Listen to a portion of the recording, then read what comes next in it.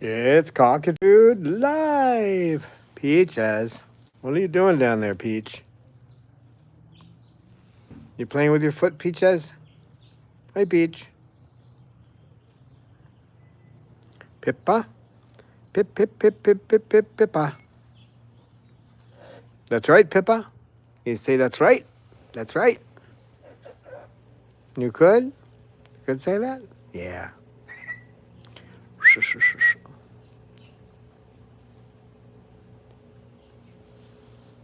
Snowball, what are you doing up there? What you doing up there, Snowball? Hello, Amy.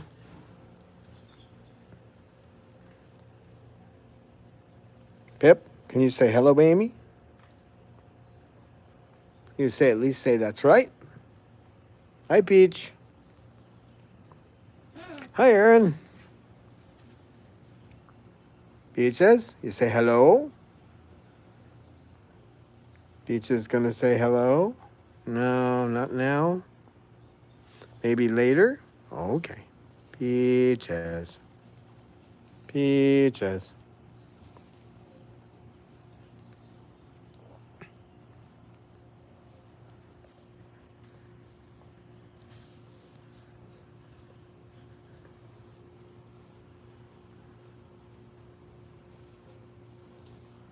Bob preening Cecil.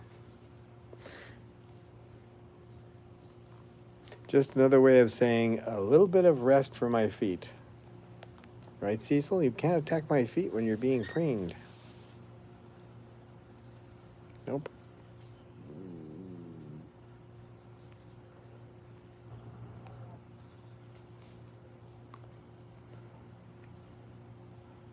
Hi, Linda. Hello, warm, fuzzy vibes.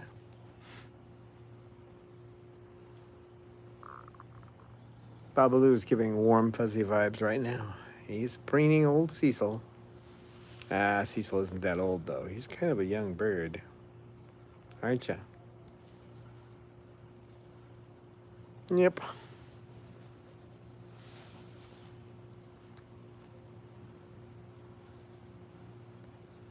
So, Peach, what are you doing down there? Come here, Peach. Come here, Peach. No, not come here, Peach. Peaches. Peaches.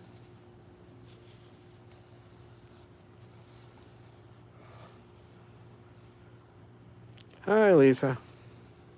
Yeah, Babalu is, he's on a small amount of Haldol now, 0.06. Took me a couple of weeks to get him on it, but as you can see, his feathers are coming in on his chest again. He's looking good, aren't you, Bob? Bob, are you looking good? Hello, Eleanor. Looking good, aren't you, Bob?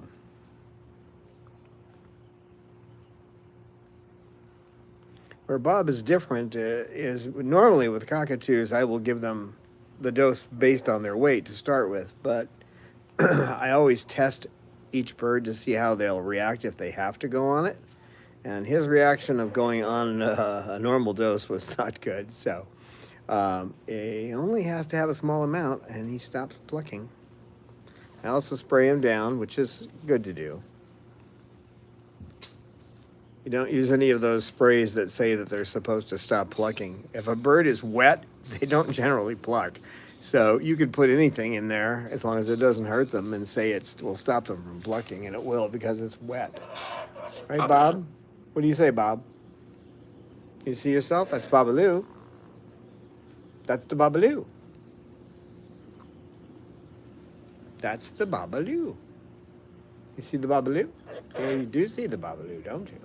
That's the Babalu. The Babalu. You're not going to eat the phone yet? That's good.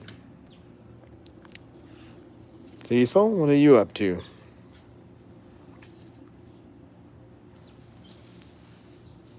Pikachu. Peach? Yeah, it's a Pikachu Peach down there. She had her first song about, 15 minutes ago. What are you doing, Peach? Now she's looking a little sleepy. What you doing, baby? You know when I'm pointing at you, somebody's looking at you. Peachy girl. Peachy girl. And Snowball is just hanging out up there. So the method of dealing with the feather-destructive behavior using Haldol is you up the dosage by 0.01 milliliter if they're still plucking. So he started off at 0.01, which I hardly ever start anybody that low unless they happen to be a true parrot, not a cockatoo. Then I will start them that way and work them up. But it didn't take too long and he stopped doing it. So the move affected him. Hi, Falcon Sue. Again, with Bob in here, I cannot have the iPad in here. He'll eat it, so sometimes he'll try to eat the phone too, but that's in my hand. It's a little harder for him. So if you send a message and I don't respond to it, that means I did not see the message. I might see your name and not even be able to read it. It's only on the screen for about 5 seconds. So if I'm not looking right at the screen at the time, I probably won't see it. But as you can see, this is Babalu, and he's on Haldol, and his behavior is just the same.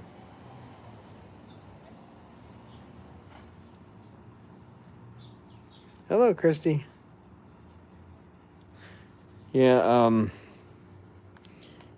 a lot of people say they don't want their bird's behavior to change. Now, it is possible that a bird's behavior will change, because if someone gave you something that relaxed you, so he's still quite energetic. Aren't you, Bob?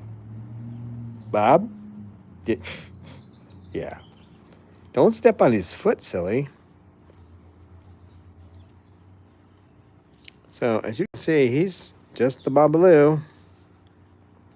He's just not chewing on himself anymore. And the problem is, once they start chewing, the evidence is we have plenty of it, that it just keeps progressing. So it's better to stop it, nip it in the bud if you can. Right, Bob? Okay, the way I treat feather-destructive behavior, Lisa, is using the protocol developed by Dr. Jenkins of the Avian and Exotic Animal Hospital in San Diego. That's how I learned about it. And what I do, of course, you always want to make whatever environmental changes you can to stop the stimulus that is actually causing it to come to the fore. It is something built into them because the way they're raised in captivity, they are not raised with their parents. They're not raised in a flock. They're raised in an incubator, and so they never even feel the heartbeat of their parents, which is horrible. And because they're raised like that, they become functionally autistic. Functionally autistic. That means that they function like an autistic. Doesn't mean that they are autistic, okay? So what I give them is a small amount of a psychiatric drug that is essentially designed for that purpose. Yes, Cecil. He's defending his little nest there. No psychiatric drugs were designed for birds, okay? This was designed for people, and it does have, again, their endocrine system is different than ours, so people who say they've seen humans on Haldol and they don't want to put their bird on it, that's not the same thing, because they don't react the same way. But anyway, what I do is I give them by weight normally. The dose is suggested for their weight twice a day because it has about a 10-hour effect. Unless they're a mutilator. If they're cutting their own skin, I will often double that dose.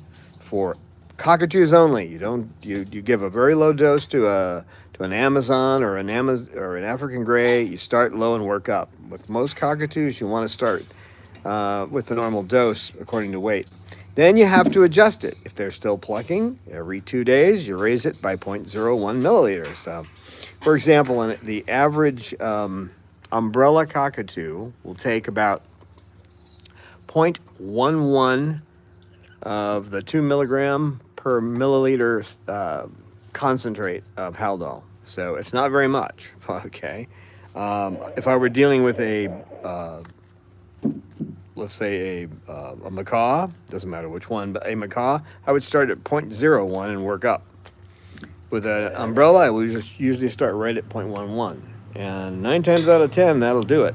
And then what you do is you raise it up if they're still, after 2 days, if they're still plucking. If they're not, you leave it at that for about a week and then start to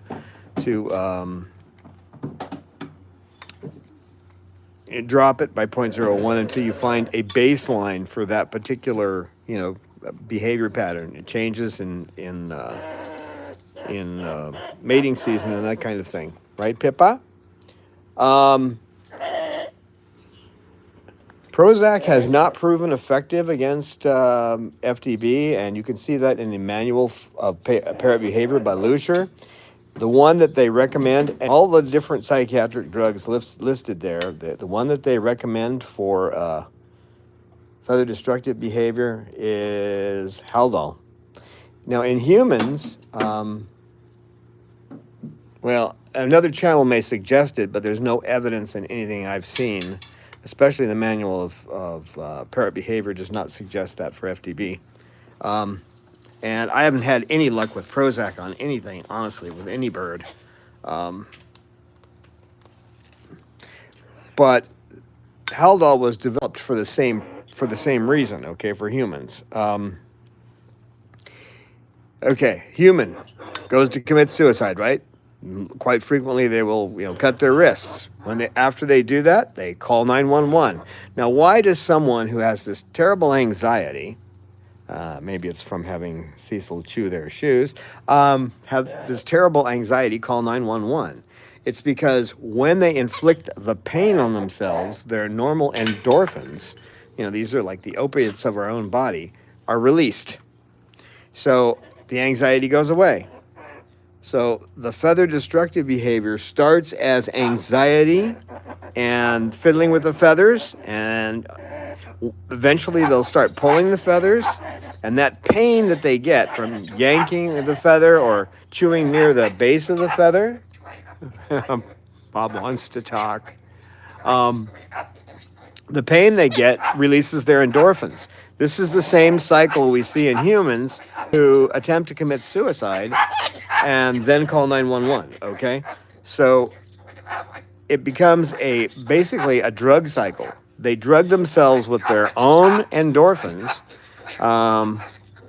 You tell them, Bob. They drug themselves with their own endorphins, and they start doing this on a regular basis. The problem is that over time they need...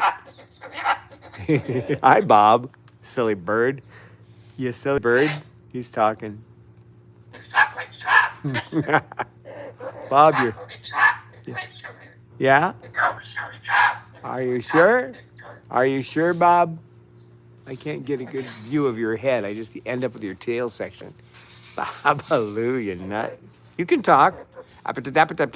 Go ahead. You can talk. You're allowed. You're allowed. You're a good boy. Is Bob a good bird? Yes, Bob's a good bird. There he goes.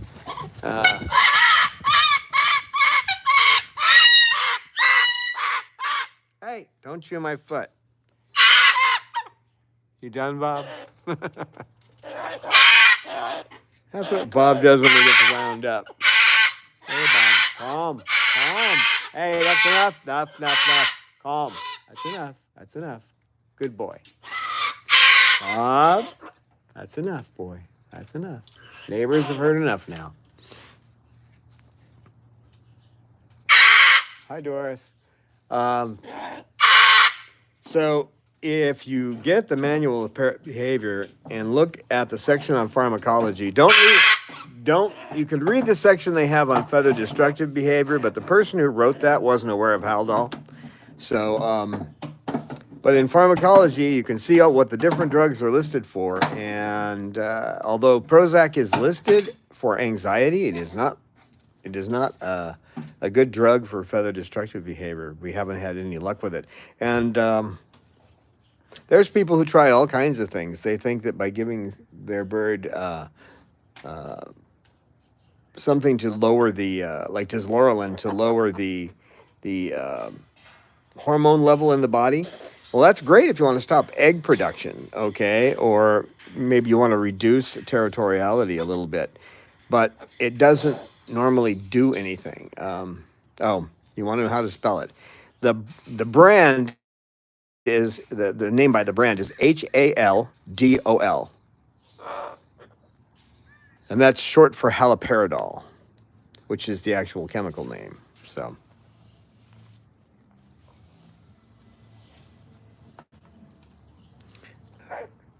I have not yet had any bird that didn't get their feathers back. Lucy, who's not in here, doesn't have any feathers on her chest, but that's because, unfortunately, the place where she was an animal hospital of all things that has recently been bought out. So I'll talk about them. I won't say their name, but I informed them when she still had feathers on her chest and was plucking them to give her Haldol, and they wouldn't spend the $50 a year necessary to help her.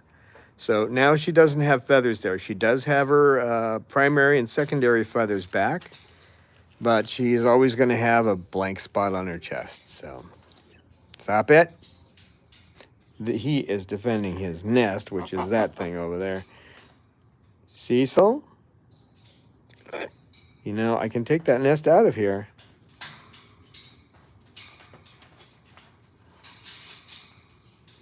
Yeah, that's, you know, ABA is a wonderful technique. I know a lot of people are getting away from behaviorism now, but the thing is, you can't ask an animal how it feels. So psychology based on communication, direct communication is not going to work on these. Hey, leave my foot alone, you little toad. Stop it. Cecil? No. Yeah, footmonger. Okay. Okay. I'm going to push it farther away.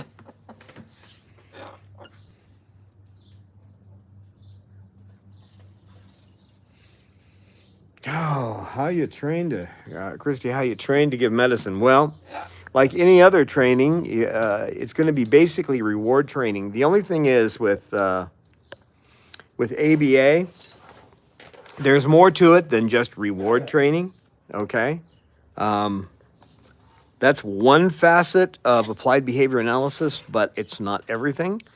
So I can give you a few tips on it. Normally what I do with almost every bird here except two is I use a syringe, tuberculin syringe. I like the ones made by BD. I think it's Benson and Dickerson. But because I like I want a syringe that delivers it evenly and it doesn't just squirt out fast, or it's not too hard to move, and theirs are perfect for me. What I do to train that is put a little water in a syringe and then take the syringe, and I will generally grab a hold of, depends on the bird, just kind of grab a hold, here, come here. Grab a hold of their upper beak like that, and then put the syringe down here. Put the syringe down in the bottom of the beak. He's okay with that. He's used to me messing with his beak, aren't you? Yeah. Good boy. He's like, why'd you do that? I just did it. I just did it. That's all. So what I'll do is, and Haldol has almost no flavor. And, Prozac and alprazolam and those kind of things, I don't care how much flavor you put in them. They taste horrible. So one of the advantages of Haldol is it doesn't have really any flavor. So you've got to shoot it over the tongue. I'll tell you that right now. Because the things that they want to get rid of, they put under their tongue. So when they're chewing wood, whatever they're going to spit out goes under the tongue and out. So if you try getting that medicine under their tongue, it ain't going to work. So you get the syringe over the tongue, and then depending on the bird, you can either slowly push the medicine in over the tongue, or you can go a little further down the throat, get them to open their beak a little wider, and I do that with Jasmine, and then kind of squirt it down her throat. I don't squirt up close because they can turn their head quickly, and the next thing you know, you're covered in Haldol. It's not much, but you know, it's not fun to get sprayed with the drug. So, but then depending on the bird, some birds like to be petted. That's Babalu. Come here. Bob's being Bob. He knows I'm talking to the phone, so he wants to get involved, don't you? And this is a bird that just started held all recently, and he's himself. This is Bob. For those of you that think a bird will become docile when they take it, don't count on it. And this is another bird on it. All right, all right. Hey. There've been some hawks around. Hey, you're blowing my eardrum out, Bob. No, that wasn't a hawk. What was it? A lizard or something? What are you looking at? So again, you reward them a little bit of peanut butter on a stick, and I have talked to Dr. Jenkins about that, and he says peanut butter is fine because it's a good combination of fat and protein.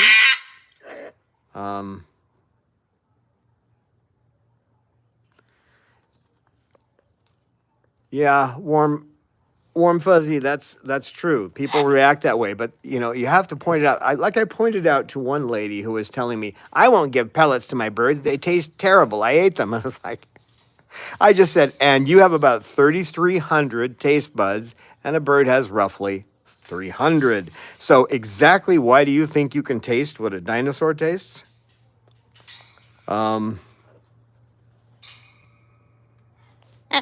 And based on that too, if you really wanted to give dogs what they like to eat, give them a cat box because they like to eat the things in a cat box. So a lot of vets don't know about this. We've been trying to get this message out now for over 10 years, and a lot of vets just refuse to even try it. And I think part of the reason is they don't like giving humans controlled substances to give birds. But since the difference is life and death, in the long run, it's the right thing to do. You need to get it from an avian vet. We do have the video. It's our video number 14 on how to administer it and what it does. And the person doing most of the talking in that video is Dr. Jenkins. Okay, I can't prescribe anything for a bird. I'm just a guy who runs a bird sanctuary, but Cecil is not on it. Babalu is. Oh, he looks so docile. Now, if you have a bird that does become docile, all right, if you have a bird that becomes kind of sleepy for the first, you kind of expect that in the first hour after, it takes about 20 minutes to go to effect, and then you'll see some sleepiness, sometimes half hour, an hour, but after that they just become normal birds and just function normally.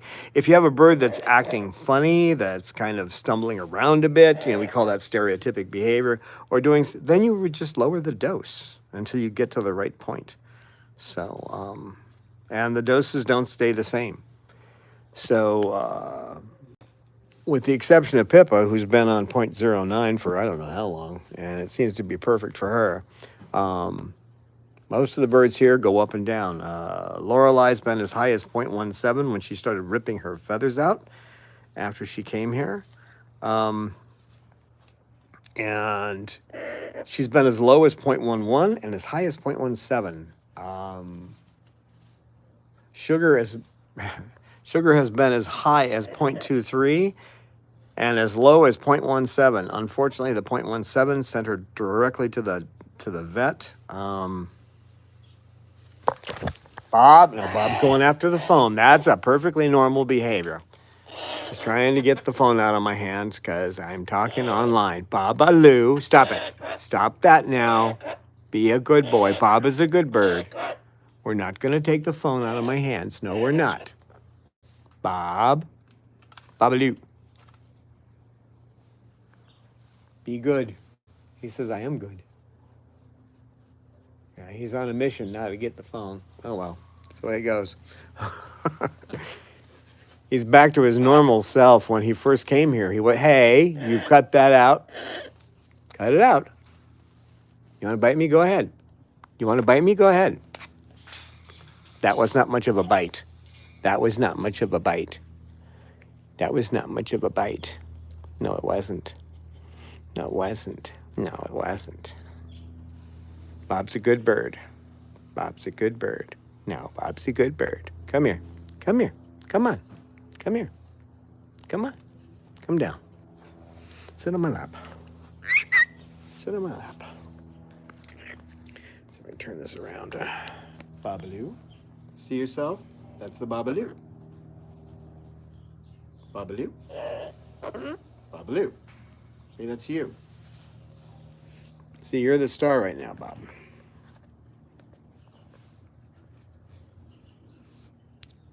Yeah, he's pretty good at knocking the phone out of my hand, actually. But in the Basava Manual for Citizen Birds, which is the British Small Animal Veterinary Association's book on parrots, there's a whole page, there's a flow chart in there on feather destructive behavior. Now, that was written before Haldol was a known quantity. It's been known for a while, it's just that not that many avian vets dispense it. So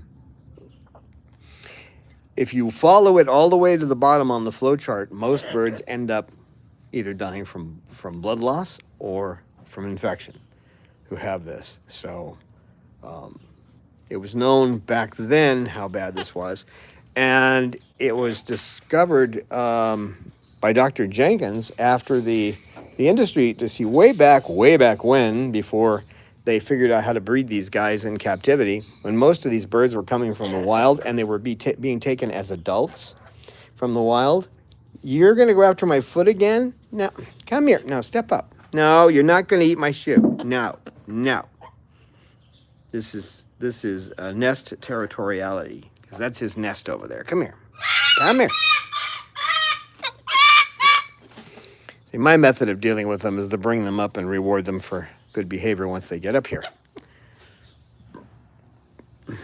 So what he noticed is when they started breeding them in captivity, after about 6 years, he was getting a flood of birds with this problem. So it's directly related to captivity and the way they're raised. I've had some say that, just recently I had someone say, well, my bird wasn't, it was wild caught. And it's like, yeah, you mean recently wild caught? And so it was from an Indonesian bird, where the method now they use to take these birds in the wild is to cut the tree down.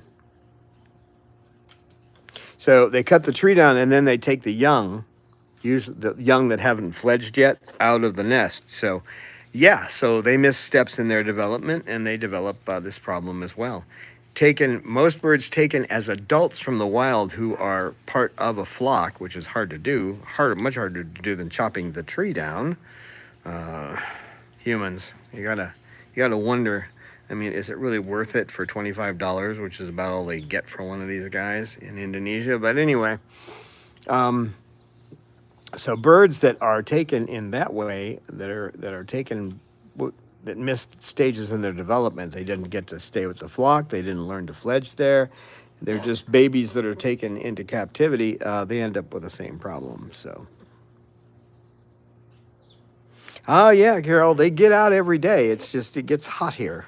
We're looking at 102 Fahrenheit for Saturday. So right now they're predicting 95 here today. So it'll be about 85 when we leave the aviary. Bob's getting behind me. This is not a good thing when I've got my phone and I'm talking. Where is he? Oh, there he is. Yeah? He likes to get behind me and then dive down to steal the phone.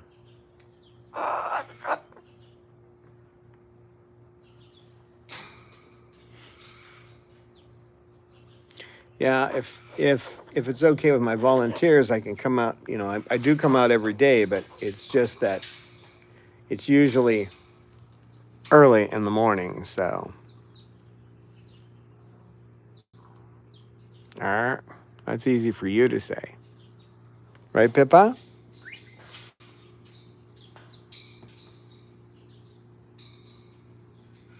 Yeah, nobody, almost no one knows their history. If they're plucking, though, the odds are they were wild caught as a baby. But, I mean, it does rarely happen to birds that are in captivity with another, if they've been put in a cage with another bird. Sometimes they'll be in with a bird that is a barber. And there's another term that's commonly misused. You know, you know, I don't go to my barber to watch my barber cut his own hair. Okay, so barbering refers to when one bird plucks the feathers of another. Again, just think about it. You don't go to the hair salon to watch your stylist do their own hair. So barbering, and even vets use that wrong. So in that situation, they can learn it from another bird. Simone and Cosmo were in a situation like that, and they learned to rip each other's feathers out.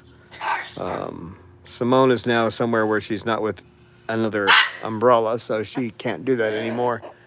But Bob, what are you doing? Bob, Babalu, Bob. Hey, you got Cecil going now. Stop. All right, okay, that's a squirrel. There's a squirrel around. Okay. He's Babalu, you're barking at a squirrel. He goes, I know. Thank you, Warm Fuzzy. You're a nut. Now, see, there's a bird on Haldol. Isn't he just docile? He's so docile. He's not like himself at all. Yeah, Becca. Why are you calling Becca? That's a name. Yeah, that's a name he calls when he wants attention. Babalu. You big silly. Becca can't help out there.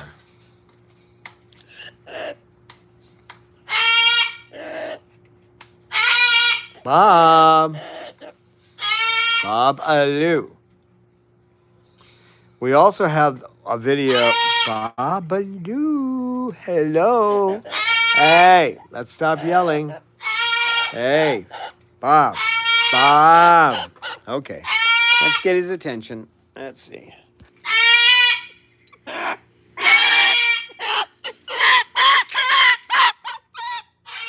Bob.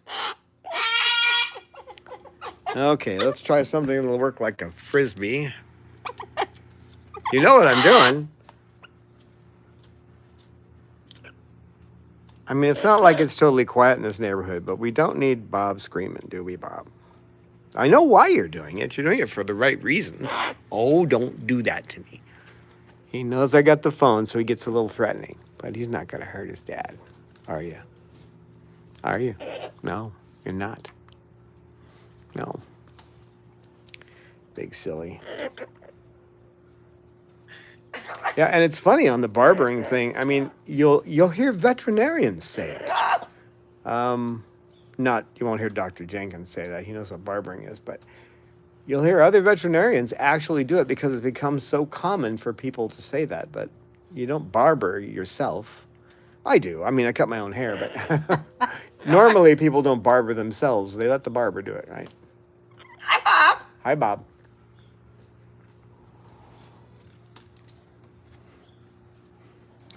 I think Bob saw a squirrel. Oh, yeah, because he was following something around over here. I couldn't see it, but he was following it and barking at it.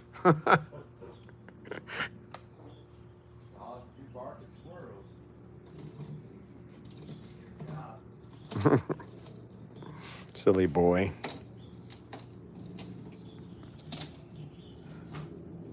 And there's Cecil in his nest. I'm letting him keep it for now, but if he gets too aggressive with my shoes, I may have to take it away. If I take it away, then he runs around like a crazy bird for a while. So, which isn't a big problem, except it kind of spooks Peaches. Doesn't it, Peach? So that video we have, it's an interview with Dr. Jenkins, and then I talk about things at the end. It also shows you birds before and after. In the beginning, there's a sequence where you see the birds before and the birds after. I made that a long time ago. So,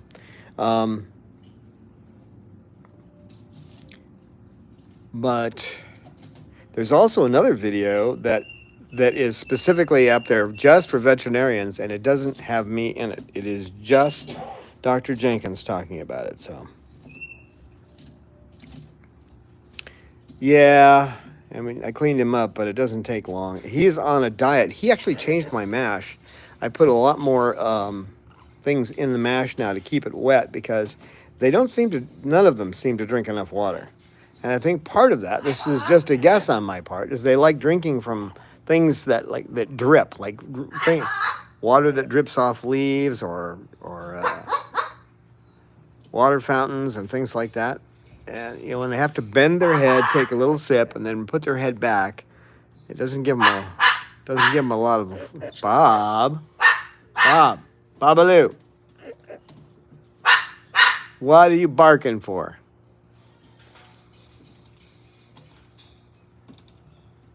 You're not a dog. He's always been a little wild.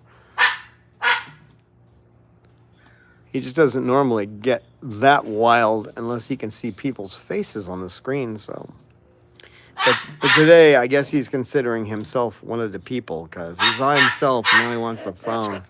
Bob, I'm gonna throw a little frisbee at you. I am. I'm gonna throw this.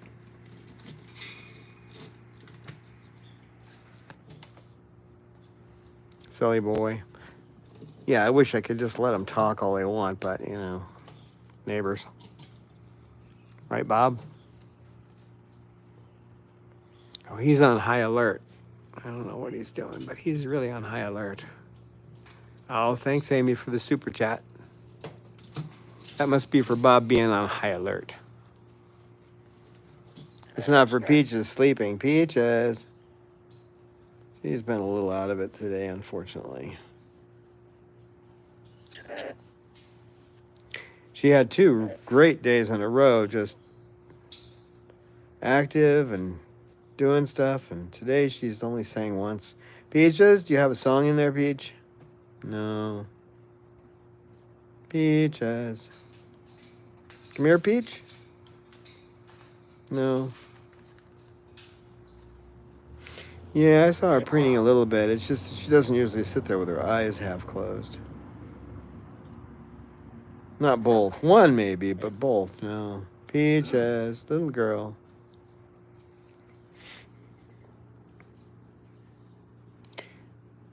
Yeah, as far as people that argue against the use of Haldol, you can't argue against it using humans as an example.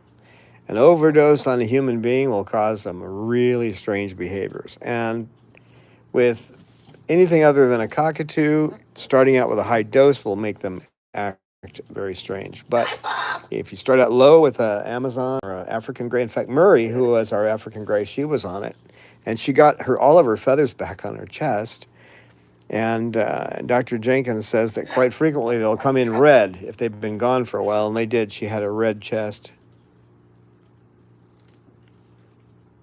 So she was fully feathered for the last few years of her life. She was pretty old when I got her, but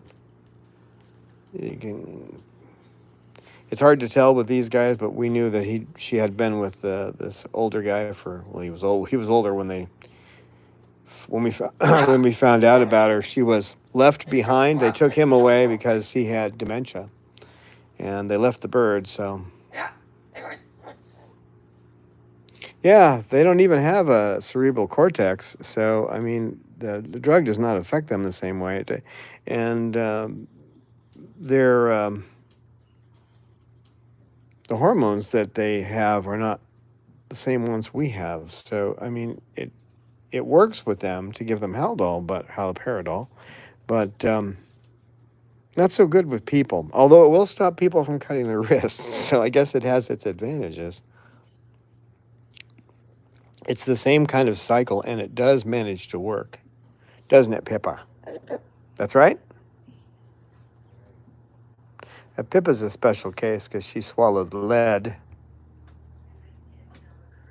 And there are many different things that can cause a bird to start this cycle of plucking, but they're not plucking because of the stimulus that started it. It's because of their history, okay, because they weren't raised properly. And for example, I'm dyslexic because they put me in one of those little walkies, they had for kids back in the 50s. You put the baby in there and then it can kind of walk around in it. Well, it takes away the crawling stage. The babies don't get to crawl. And if you leave a kid in one of those, dyslexia is one of the things we know they develop.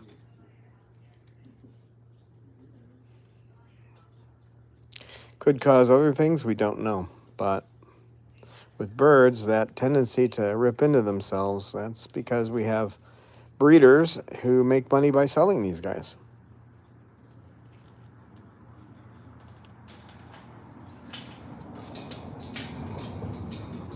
And then we don't have many sanctuaries or rescues because it's incredibly expensive. So to do this, just taking a bird in for a basic with blood work is $300. So then there's all the food and the toys they need, and as you can see, the wood gets turned into wood gets turned into toothpicks pretty fast. So you put up a toy, and the next day you got to put up a new toy, and it just keeps going like that. And most people just try to find a toy that they can't destroy, which is what we call a Christmas ornament. It's absolutely useless, serves no purpose, it's just a decoration. That is not environmental stimulus, something you can't destroy. Now, that one stick down there, that's manzanita, okay? And he can't destroy it, but he can whack me in the head. He's good at it. Aren't you? Cecil. That look is the kind of look you get from a bird that's being territorial about its nest, so.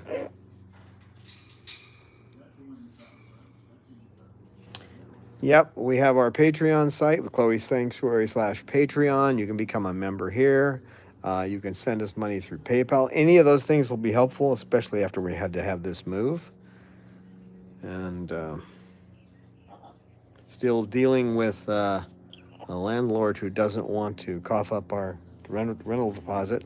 It's not like we left the place perfect. We had to get out of there in a hurry. And it was hot, and I was sick, too. And even though I had about a month to try to get stuff out of there, it just, I got almost everything out of there, but as far as like cleaning the place and painting it, no. It needs to be painted, and it needs a new carpet and all that stuff. It had the original carpet from 12 years ago, and no one has painted the place, of course. So. Hi, Michelle. Now Bob's deciding to play now. He said, I'm going to grab a mug. Oh, Peaches, you're preening again. Good girl. So anything you can do to help, great. Let the word out that we're out here, too. Point people to our Chloe Sanctuary on YouTube. We're on Facebook and Twitter as well. But I don't do much on Facebook. I put up a quote a day, that kind of thing. Occasionally it's something else, but hard to put videos on Facebook. I have a right to use, I have story blocks, which allows me to add fun music and stuff to the videos. But if you put those on Facebook, they just say copyright violation, and they get you no way to get around it. And it's not a copyright violation if you've got a license. So, which we do, right, Pip? That's right, that's right. That's right, that's right. Yeah, we're going to sort of make the times dependent on the temperature because while it's not terrible to be in that little, the bird room, there's not a lot of room in there. And it's much more fun when the birds are out. So at least I think it's more fun when the birds are out. What do you think, Peach? Peaches. She's like, don't bug me, I'm preening. Snowball, you still sleeping up there? Oh, thank you. Yeah, I didn't do them for a little while after we moved because I was still a mess. after having to leave everything behind. Right, Bob?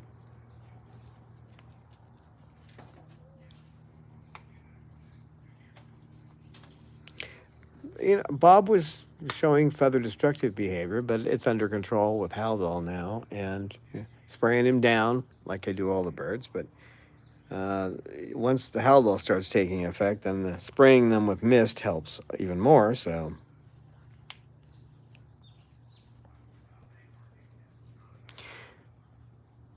Lucy had problems when we first got here, but she loves it now. She'd much rather be here than where we were. You can tell by the way she acts, okay? I'm talking about their behavior. I can't read their minds, but they're all doing well. I can't think of anybody who's got any problems except for Peach's health problems.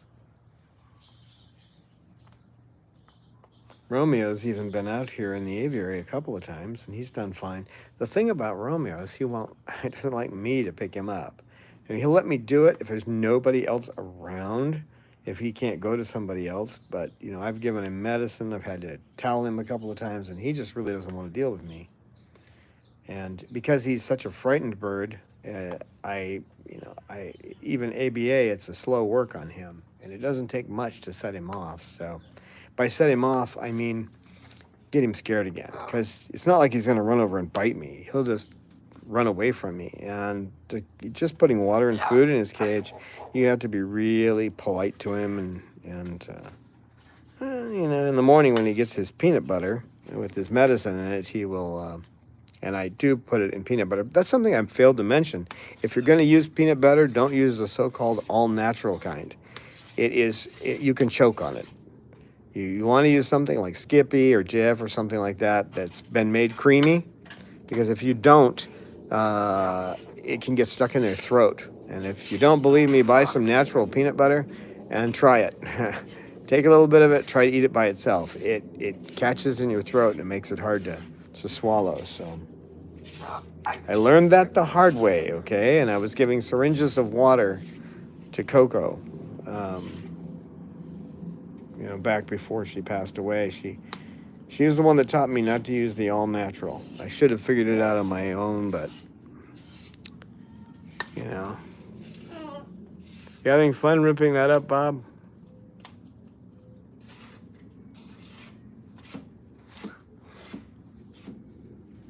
Peaches, what are you doing?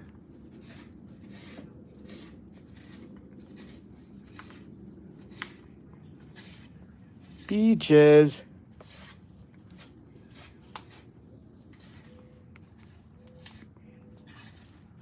Peachy girl. Yeah.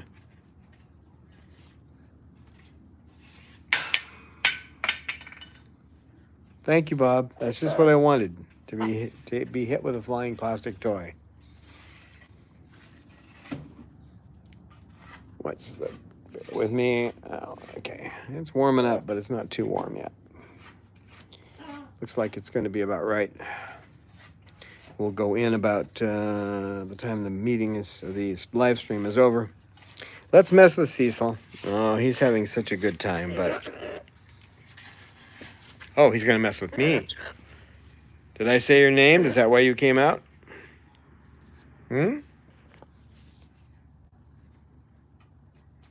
Not eating the shoe?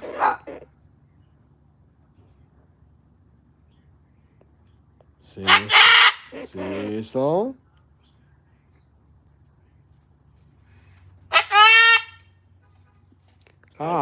Becca's not out. Babalu, Becca's not out there. Come here. Ow! Babalu, come here. Come here. Come on. Come up. Come here. What are you doing? What are you doing? Silly boy.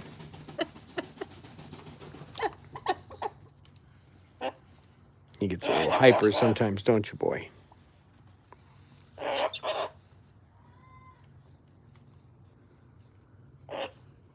Good boy.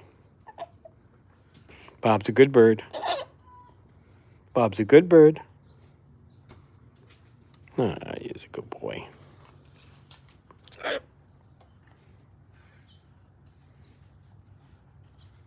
When you're dealing with a bird like this, it gets a little hyper. You're going to get little nips like this once in a while. And I was disturbing him when he was trying to do something, and he just turned around and nipped me. But then again, you saw me put my finger directly in. I think I had that in the camera where I put my finger right in his beak and picked him up. Because I trust him. I just know that sometimes he gets a little wild. You got to get used to that. Any bird that's high energy like Bob is going to occasionally turn around and nip you. In this case, I was disturbing him when he was focused on something else. He stepped right up with my finger, though. Come here, Cecil. Another thing I'll do with Cecil when he gets a little territorial, with that stand down there, is just get him on me. And what I'm trying to do now is pet him without getting the blood on him. Let me see if I can wipe the blood off my finger. There isn't much. Oh, he's a good boy. Oops, sorry, Bob. Did I disturb you again? I'm sorry. I'm sorry. Did I bother the Bob?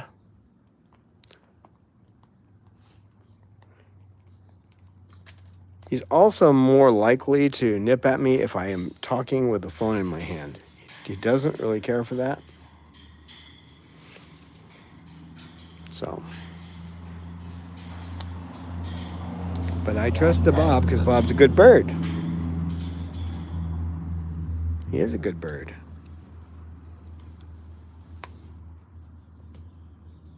Aren't you, Bob?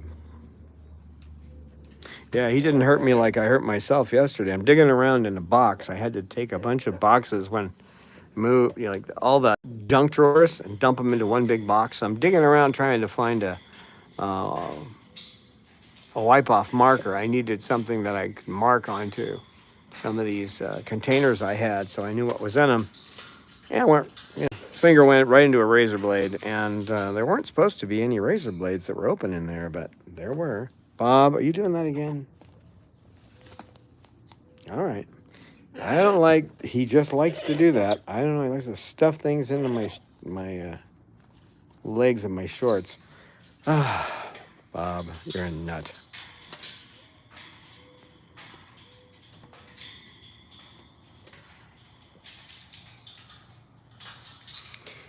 Yeah, Linda, I know. That's the way it works.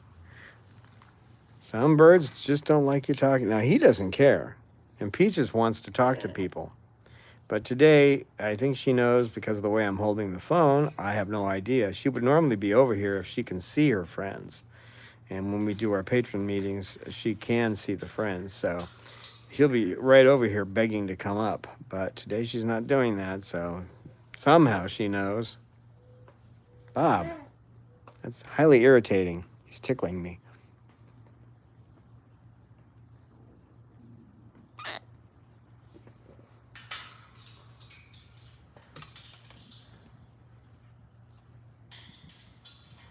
Bob.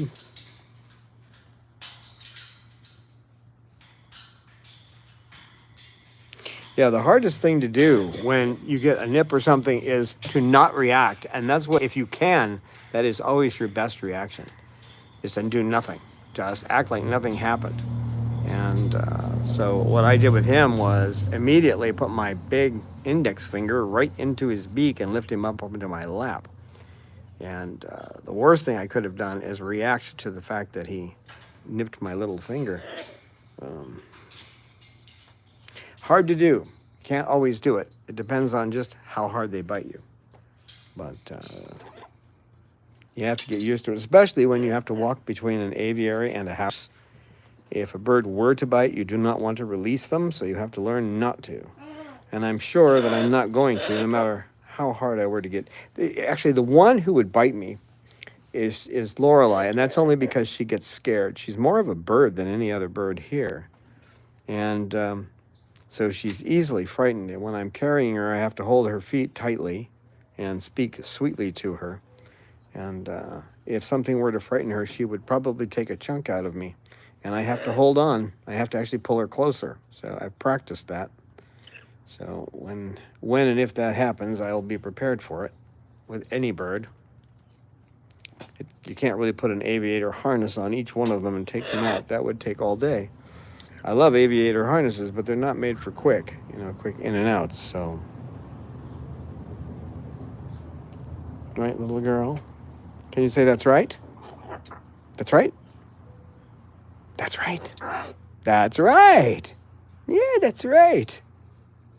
Hey, baby. You are a beautiful girl. Yes, you are. Yeah, that's a beautiful girl.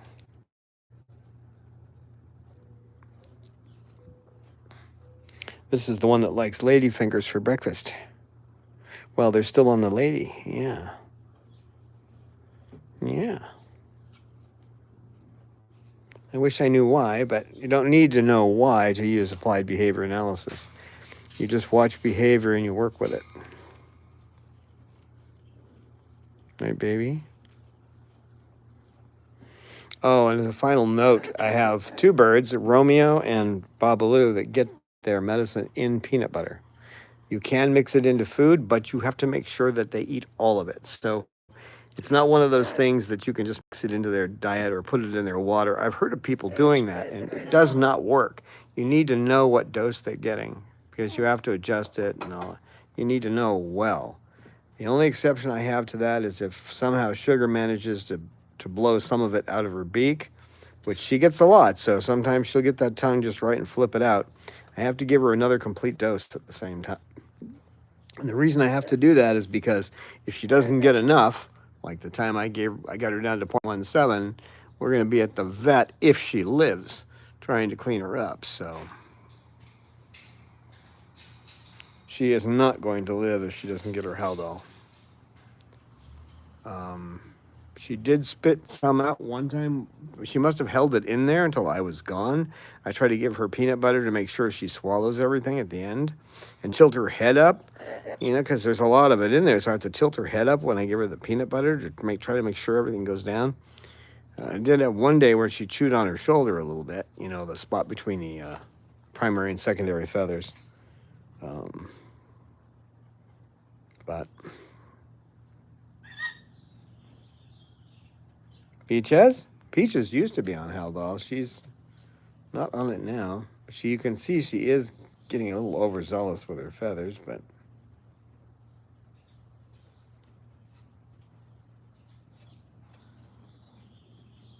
Cecil, did you have any last words? It's almost time. Cecil?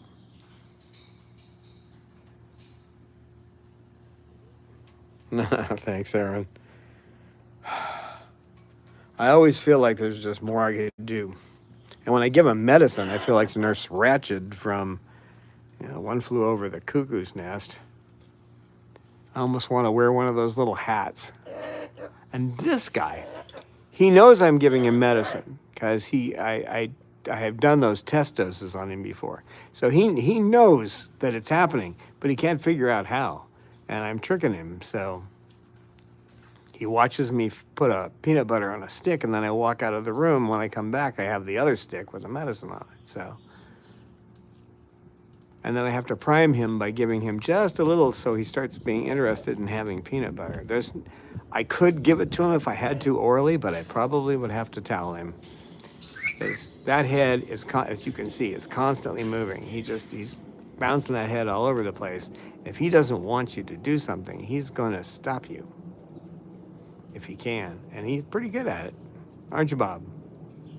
Yeah, nut. For a bird that's, it's amazing. He should have prolapsed like a long time ago, but he's just had like 7 or 8 sutures. I'd have to look back, but he's just had little sutures to try to keep that flap closed on the cloaca. And I was thinking he was going to go to the vet years ago. I mean, because this started back in 2012, and we're talking 10 years, and he still hasn't gone. And I'm sure part of that is the Dr. Jenkins' ideas on what they need in their diet. So he's getting a lot more fiber and moisture in his diet. That's helping. Yeah, bribery and trickery, it's all part of ABA. We have different words for it, but it's all part of it. The one thing you don't want to do is trick a bird where they knowingly are able to figure out you're doing it. For example, if you put something in front of them to try to get like a stick with peanut butter to get them to step over, but you put it too close to them, okay? Stop with the feet. Peachy girl, beautiful song. And you pull it away. That's a beautiful song, Peaches. Peaches, beautiful song. If you pull the stick away because you realize you got it too close and they can get to it, that's the kind of trickery you don't want to do. Yeah, you'll destroy trust that way. They're very picky about that kind of thing. So you let them have it, and then the next time you bring the stick up, you bring it farther away. So what I do with Bob is I'm priming him by offering him a little bit of peanut butter to get him interested in eating peanut butter. Then I just start working with the other birds until I hear him go, Babalu, Babalu, when he starts asking for it.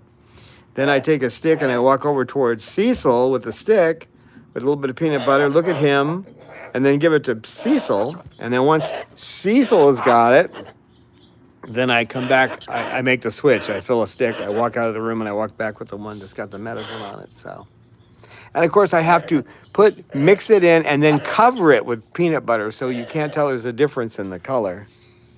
You can't see it. I can't see it, but they can, so. Well, thank you all for showing up. It's getting too hot now. We got to go inside. So thank you for coming, especially since you got short notice about being early.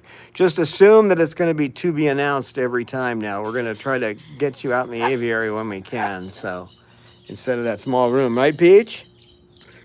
Thank you for your songs, Peach. That was nice of you. Babalu? Did you have last words for Babalu? Babalu? Last words? All right. Bye, folks. Thanks for coming.